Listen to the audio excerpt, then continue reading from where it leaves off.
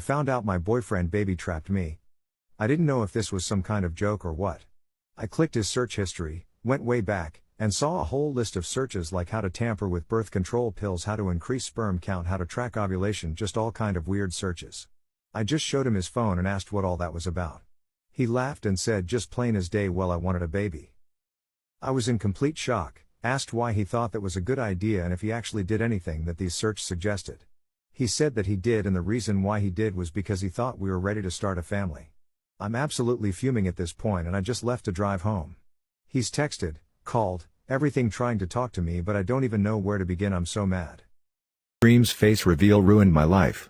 Alright, I gotta set the record straight, something is really pissing me off. Basically, I'm 39, I work at Blizzard, and I have a girlfriend who I live with, pretty normal life. Or at least I had a normal life. Until this Minecraft and stay booktuber guy called Dream revealed his face. I don't know who the hell this chump is, apparently he's some guy who likes Minecraft and Republicans, but the problem is he looks exactly like me. I walked into my office last week, sat down and everyone was staring at me for some reason. I thought to myself, awooga, everyone must think I'm hot or something. Until my co-worker Vern came up to me and said, "Hey Greg, you look exactly like Dream from Minecraft." And he showed me his face reveal. Then my life flipped upside down, people started calling me Dream, my girlfriend said I look like a troll face and left me, and my kids keep accusing me of faking a speedrun? I don't know what any of this Minecraft lingo fucking means. I was not happy with this at all, so recently I decided to track this Dream guy down at TwitchCon and I got a frisbee and threw it at him at full force. The speeding frisbee span around about 900 times before it hit his eye. Ruffle. That drew away and then had to wear an eye patch for the rest of the event, but for some reason 6 security guards tackled me to the ground and now I have 2 broken ribs and a sore behind. Dream Minecraft, if you're reading this, I hate you. My husband made me cry last night. We decided to go to bed early last night because we were both so tired. I had to get out of bed for something once we had shut the lights off, and when I got back into bed, I accidentally smacked my head against the wall really hard. I was about to just brush it off and pretend nothing happened, but then my husband did something that made me cry. He reached over and pulled me into a big hug. "Oh baby, that sounded like it hurt. Are you okay?" he said, and his voice was so soft and gentle. He gently touched the back of my head, checking on where I had hit it. "It's gonna be okay, sweetheart, just a little bump," he cooed as he cuddled me.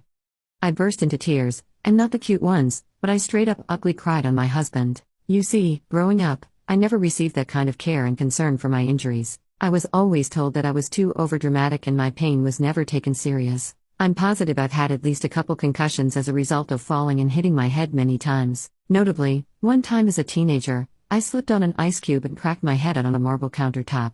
I had a large bump on my forehead and I was bleeding. My vision was blurry and I felt so sick. This was brushed off by my parents and I was told to suck it up, buttercup.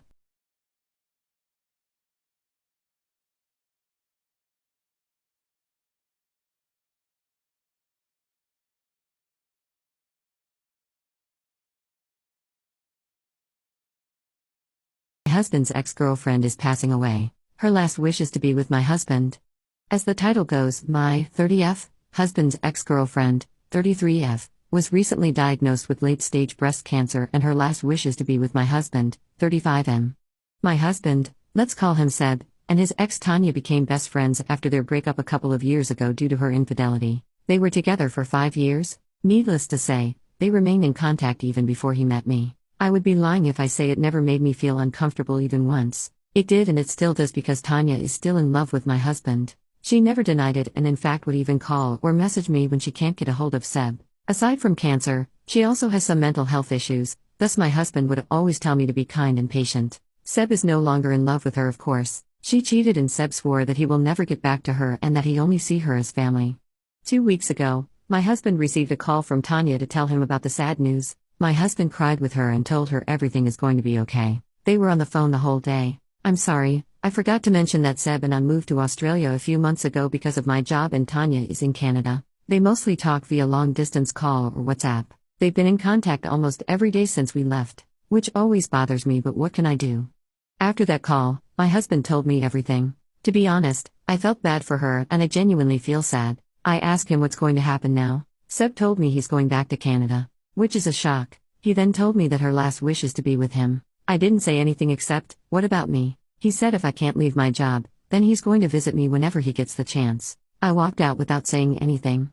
I have been avoiding my husband since the phone call, and have been ignoring him whenever he tries to bring up the conversation. Yesterday, I found out he already bought a ticket and is flying back home in January.